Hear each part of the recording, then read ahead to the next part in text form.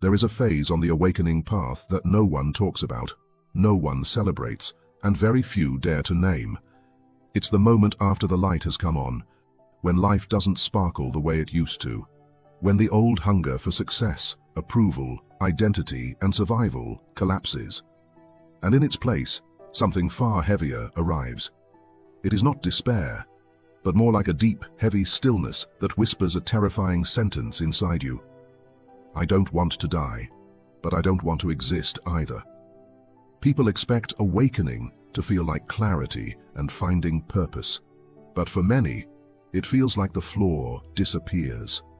The roles you once played stop making sense. The stories that once fueled you lose their charge. You're still here, paying bills, making food, speaking to people, yet something inside has already stepped outside the game. You don't feel suicidal, you feel post-survival, as if the part of you that was designed to chase life has quietly retired. This is where the phrase ego death stops being poetic and starts being physical. Carl Jung never framed awakening as an endless rise into light. He warned that when the old self dissolves, there is a long interval where meaning collapses before it reorganizes. The psyche dismantles its former scaffolding before it can build a new one. And during this collapse, the nervous system doesn't feel enlightened. It feels disoriented, empty, suspended in a silent waiting room between who you were and who you are becoming. The desire not to exist is born here, not from wanting to die, but from losing attachment to being someone. For years, your ego kept you moving through desire, fear, ambition, comparison, and longing. Even pain gave you structure. Then awakening arrives, and the structure melts. You see through the illusions that once motivated you. You recognize the masks. You detect the unconscious games. You sense the mechanical nature of the world. And suddenly, the question isn't, how do I succeed? It becomes, why participate at all? This is not pathology or a defect. This is a threshold state of consciousness. In depth psychology, when the ego dies faster than the deeper personality can reorganize, the psyche enters a vacuum. In this vacuum, nothing feels urgent. Nothing feels meaningful in the old way. The will disconnects from survival-based goals. Desire goes silent, not because it is wounded, but because it no longer recognizes the old objects as real nourishment. From the outside, people may think you are sinking into apathy or depression. Inside, what you feel is stranger than that. You can sense reality more clearly than ever, yet you don't feel pulled by it. There is awareness without appetite, presence without attachment. You are awake, and that is exactly why existence feels optional. Spiritual traditions describe this as the death of the false self. Buddhism speaks of the dissolution of craving. Mystical Christianity writes about the long purgation between selves. Sufism calls it the annihilation of the personal will. Jung mapped it psychologically. When the ego loosens its grip, the unconscious floods the field. And when meaning was previously supplied by the ego, its collapse feels like losing gravity.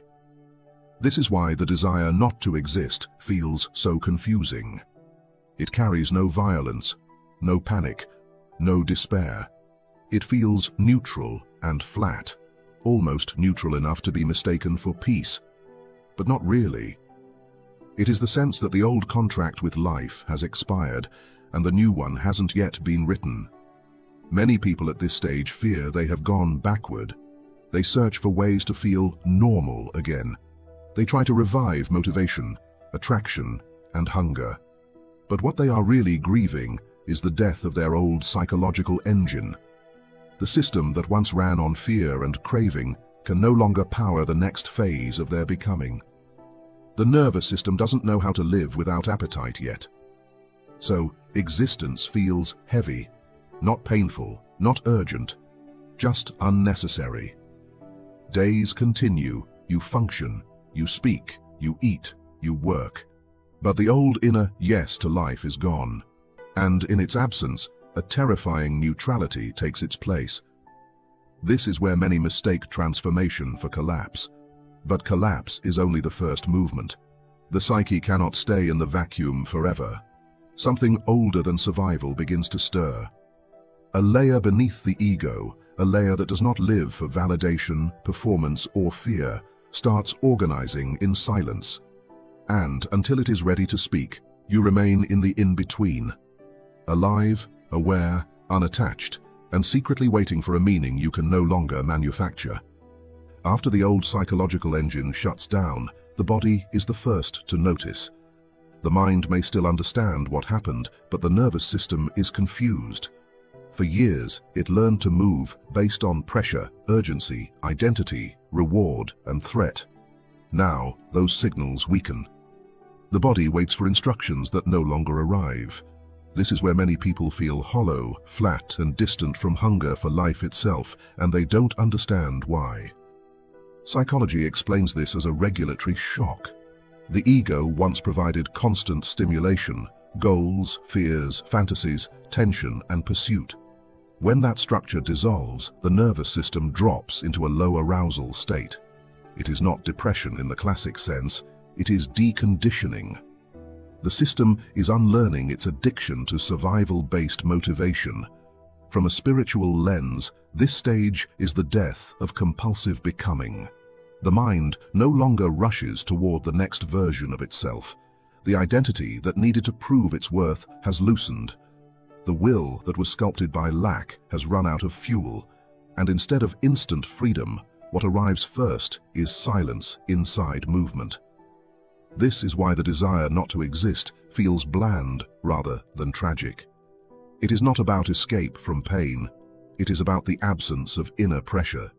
No inner push, no chase, and no urgent pull toward the future. The personality is still here, but the driver has stepped out of the seat.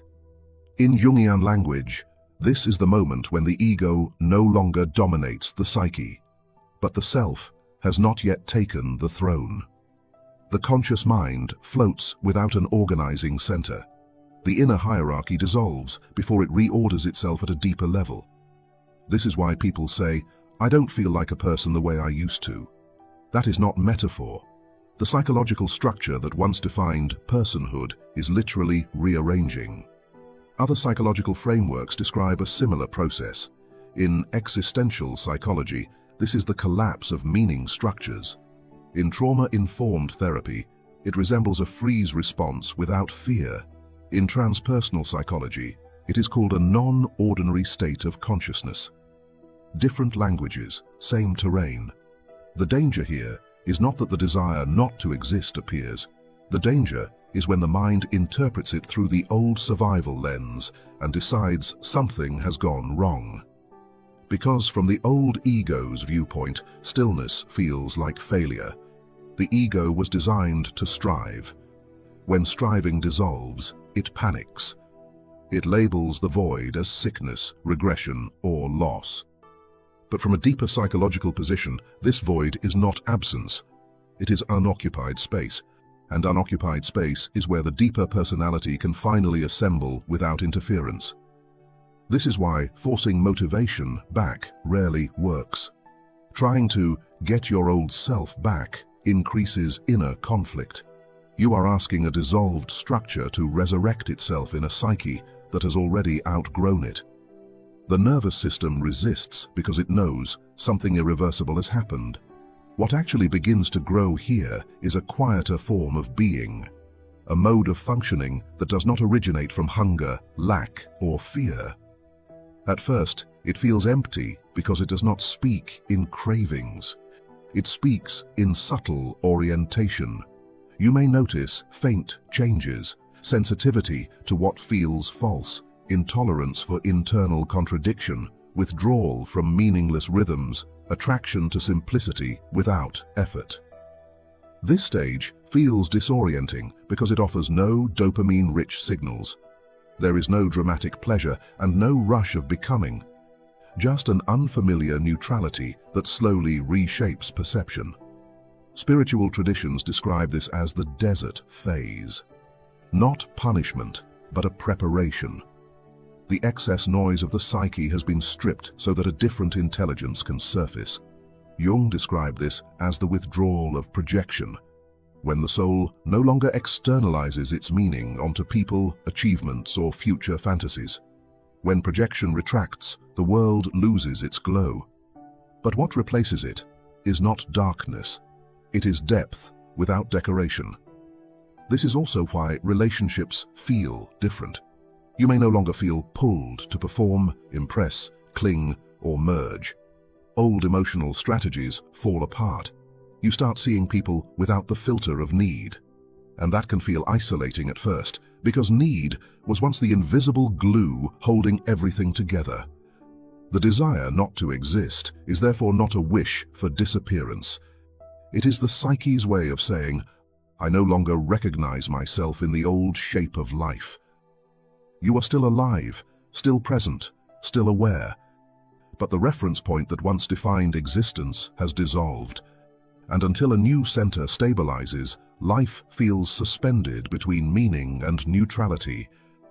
This is not where the process ends. This is where the deeper reorganization begins. What eventually shifts is not motivation in the old sense. What returns is orientation. Not the restless urge to become someone, but a quiet recognition of where life now wants to move through you. This is the moment Jung described as the emergence of the self, as the new organizing center of the psyche. The ego no longer runs the system, but it still exists, now in service rather than command. The desire not to exist fades, not because life suddenly becomes exciting again, but because existence is no longer experienced as a personal burden. It becomes participation rather than effort. You still feel fatigue, you still feel limitation, but the inner resistance softens. You stop arguing with being here. This is where many people misunderstand integration. They think awakening ends with bliss. In reality, integration is the slow shaping of a life that can hold the consciousness you now carry. The psyche must learn how to live without the old fuel sources. A new form of energy begins to take their place, not driven by hunger, but by inner alignment.